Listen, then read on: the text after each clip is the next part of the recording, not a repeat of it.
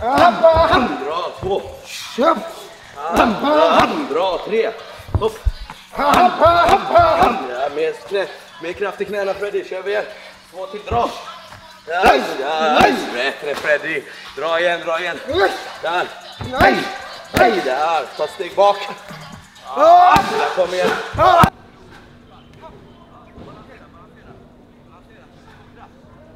This is Sebastian Vendel-Martinez from Maximum Sports and Frontkick.online, here with one of the hottest Muay Thai prospects around, Freddy Krueger Castro Gonzalez, aka just Freddy Krueger. And I want to say now truly a citizen of the world as well, because you are of Chilean descent, but then came here from Sweden, and now you're in Thailand. Yeah, now I feel like a Thailand boy, you know? Exactly. So I'm more international, yes. You're like Pitbull, Mr. Worldwide. Exactly, Mr. Worldwide. Yeah. So you just recently had a fight at Rajadamnern Stadium. For those unaware, Rajadamnern and Lumpini are the two biggest sort of Muay Thai stadiums in the world. Lots of history and culture there. Yeah, I fought Jaosuayai.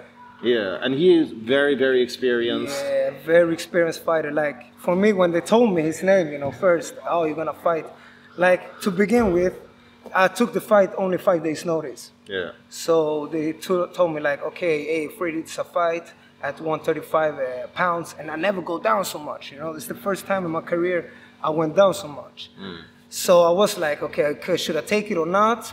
So I didn't even think about who the opponent was, you know. Right. I was only thinking about the weight because I was so, but I never think about the opponent. But after, when they told me, okay, this guy is a very experienced guy, he fought in like Jaosuayai. He has more than 70 fights. He fought, he's all like Lumpini, I think, champion, something like that. He fought K1 World Max. So I was like, oh shit, this is a good guy I'm gonna fight. Like, so yeah, it was nice. Like, it's a good thing for me, like a big experience, man.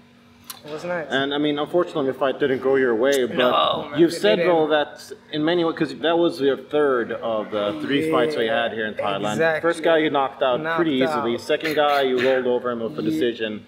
And then you had the setback. But you said that that was actually the most important fight for you. Why? That, because when they say often, okay, you get experience, I'm like, I don't like that sometimes, that word, because they always tell you that when you lose. So it's like a kind of way like to cheer you up. But this time, I understood what it meant. Like, because I gained so much experience, and like in the way like, I got like knocked down in the first round. So that's my first emotion was like, fuck, I got knocked down. I gotta show like, be strong, come up, and I came up pretty wild. Yeah. I wasn't thinking too much. I was dropping everything, and like, in the second round, he caught me again with an elbow. And then I started like thinking, in like middle of the fight, I was like, okay, I can't go out like this well. I gotta start planning and collect myself. And in the third round, that's when I started like to change the fight. So in that way, that experience for me, to get knocked down and starting to think in the middle of the fight, like, okay, changing the game and everything, that's what I gained so much experience. Like for me, everybody's like, oh, Freddy, you came up so fast after the knockdown, you showed through art. But that's always been me. Like, that's my style. I always go up, like, if I can, of course. But it's like, that's the way I think, like, fighting is all about. To show you can stand up again and, like, keep on going. Yeah, and it's much more important to be able to make an adjustment when you've been knocked down, as opposed to when, okay, I'm up 2 rounds, I'll try something new, right? Exactly. You know, it's pretty easy to become like wild and like, okay, you know you've been knocked down, and you can keep on getting like, okay, we're gonna do this like a bloody fight, but you're still gonna lose, and I don't like to lose. So I wanted to still win the fight and try and change it and get him like in his mistakes and everything. So in that manner, that's what I mean. Like, I gained so much experience, but because middle in the fight, I was starting to think like a lot of things. And first round, I saw like double of him. Yeah. Then the second round, when I came back, he caught me with another elbow. And I was like, fuck, now we're back again with the double, you know? But no, it felt so good, man. And of course, the response also good. Like, I became like not like a sensation, but it got the Freddy effect. Okay? Like the same I did in Sweden, it came here now in Thailand. And like RWS, the promotion I fought, is one of the biggest here in Thailand. So everybody that likes Muay Thai and watches Muay Thai know what RWS is. Yeah. So, you know, I'm like going to shop at 7-Eleven and they're like, oh, you Freddy from Sweden, we saw you fight. And it's that way, like, I feel like I won a big fight because I think I won the people's heart, you know. Yeah, yeah. And that's what I like it. That's for me is the real thing, you know. Well, that's a good trade-off, right? You didn't win the fight, but you won the hearts of the people. That's the more important thing, I think. For me, like a champion, you must win the people's heart first. Show them that you are the true champ. I'm the people's champ first, always. And you mentioned the Freddy effect that you've had in Sweden because, I mean, without a doubt, in the span of, I want to say less than a year, you became the hottest Muay Thai practitioner in Sweden.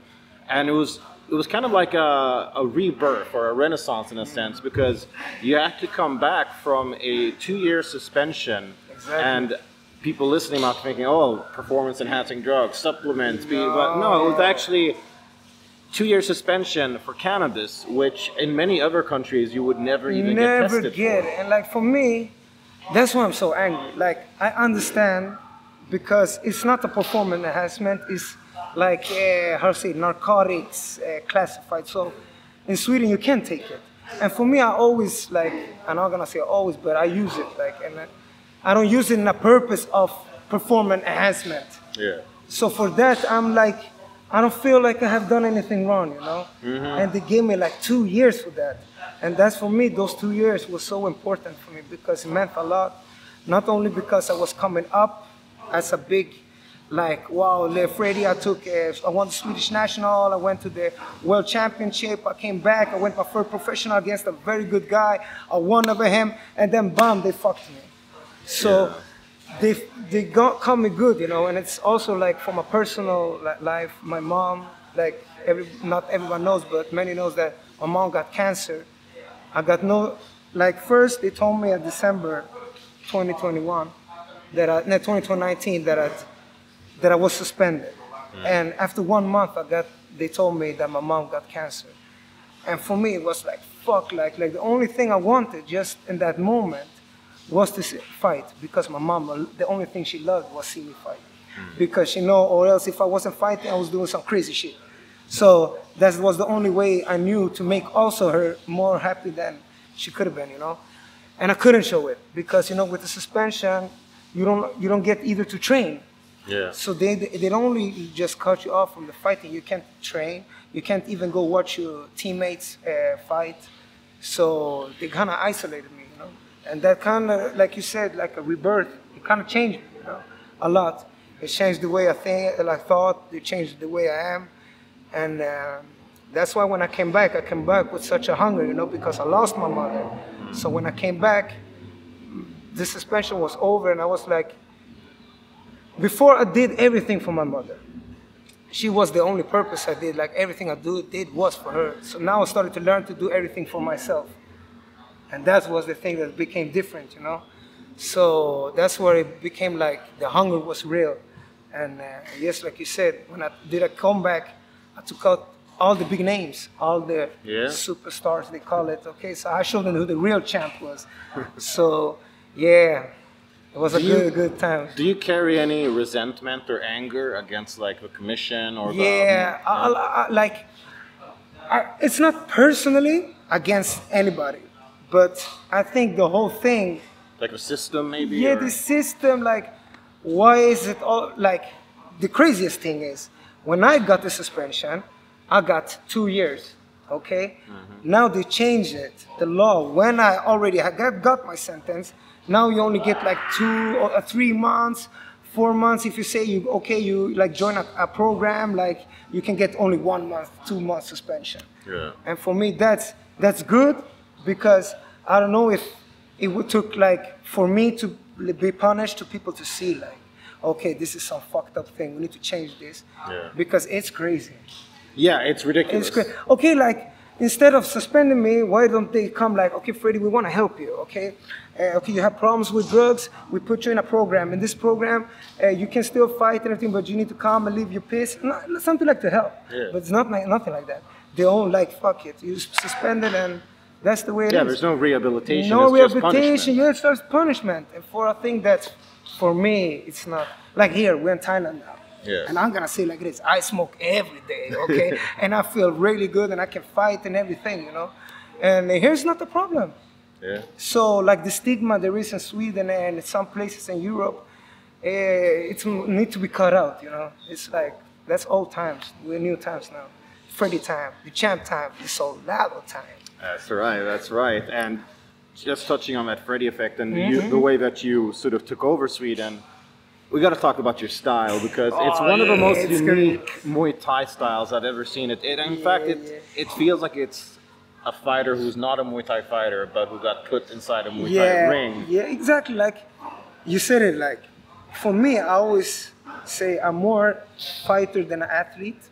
I'm trying to learn to be like an athlete, and I didn't start fighting to train Muay Thai. I didn't start fighting to train kickboxing or just boxing. I want to be the best at fighting. Yeah. And fighting is everything. It's wrestling, it's what the fuck, everything, you know? So I started, I was always a fighter since I was a kid, before I started martial arts. It was my brothers that was like, okay, you need to quit this, we need to start with boxing. And I liked it, you know? I started when I was 13, 14, and bam, bam, I got good hands. But then I got like, okay, but if somebody starts kicking me, so I had to learn that also. So in the process of learning all that, I think the mentality I had, because I didn't want to learn just kickboxing or Muay Thai, I started to develop my own shit, my own style. And that's the beauty of it, because now, like I said, I've been here now like 5-6 months. It's been crazy because it's the first time for me that I learned real Muay Thai. Right. So that's a totally different game. Like me, I'm always like, I'm more flowing and like a water, you know, it's cool, jumping around. Sound like I get explosive. But here in Thai, you gotta be more balanced, more like centered, more like a stone, you know, more like. So that's a good thing to learn also. So and you mentioned wrestling, so we might as well touch on a little bit. I know that you do. I mean, obviously, we're not gonna cut short any of your Muay Thai fights and that, but I know that you have expressed interest in MMA, and it's, you know, with the UFC being as popular as it is, I think a lot of Muay Thai fighters and boxers and such, they are interested in MMA. Yeah. What's your, you know, rough math sort of time frame? For real, the only why I started this was because I wanted to become a UFC champion. Yeah. Because I fell in love with MMA. Like I saw UFC for the first time. I fell in love with Anderson Silva. I told you before, Nick Diaz. They were my favorite. Like, so I always wanted to be like them. So that's why I trained kickboxing, Muay Thai, and I started grappling at like 116. I went to a sambo coach called Nikolai Malmqvist. Very good, very good. So I drilled with him like 2 years. And it went good, but I felt like I had to, because I always had this philosophy in like MMA. If you're a good striker, you shouldn't be able to let the wrestler come so close that they can take you down. So for me, it's more important to be a better striker than a wrestler. But of course, the wrestling is very important. But for me, like, that's how I think. I don't know if it's right or wrong, but that's how the champ thinks. So if you have a good striking, you shouldn't be able to let him come so close, because you can close the distance, stop him with something, or move aside, you know? So for me, like, taking the striking to the next level, that's why I'm here. But I'm not gonna tell you everything, but we're training here also, MMA. Okay. So there is a cage behind the camera, so We have very good coaches here. Felipe is very good from Brazil. So we have good guys here. I think a couple fighters stand out when you talk about that, about not stopping the takedown before it happens. It's like Sadibusi and like Israel Adesanya, right? Exactly. That's the style I mean. You know, Sadibu, when I started about more than 10 years ago, nearly 10 years ago at Valsa, where Sadibu trains, when I saw him, I fell in love, you know, because that's the only guy I have seen that he don't fight with no emotions and everything. Everything is like a system. Yeah. He knows the system, and there is a fighting system. There is. So if you follow it and you know it, there's never going to be any threats. Of course, there are threats, but you have the answer. So when I saw him fight, I was like, okay, this is the guy I want to look up to, you know. And when he changed to MMA, look, he became PFL champion, everything. Yeah. And he you know, he's been wrestling a long time, also wrestling, but striking is his, like, that's the #1 power. Yeah. And that's why he's so successful. So we're going to be soon like him, hopefully.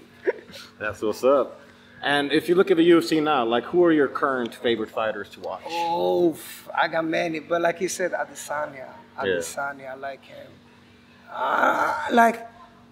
I like more the old people. I watched Dustin Poirier, Nate but Diaz. Nate Diaz, of course, Nate Diaz is always going to be. Yeah. Nate Diaz is my soldado, hermano. You know, that's the real deal. I like it. Well, I got to ask him in that case too. He's booked for one of the biggest fights of the year, just money-wise and all that stuff. Him versus Jake Paul. It's going to be crazy. You know why? Because his style is perfect. You know, I learned a lot from his boxing style, like him and Nick Diaz style, you know. That's why, like, they're like, how you say, like conditioned fighters. Like, no, how you say, like they have a great stamina. So their punches are never 100%. Yeah. They're like 60, 70, but they turn everybody, you know, rotation, and they walk the opponents down. But the only thing why it doesn't work as much as it should in MMA is because they got the leg kicks, they got the takedowns and everything.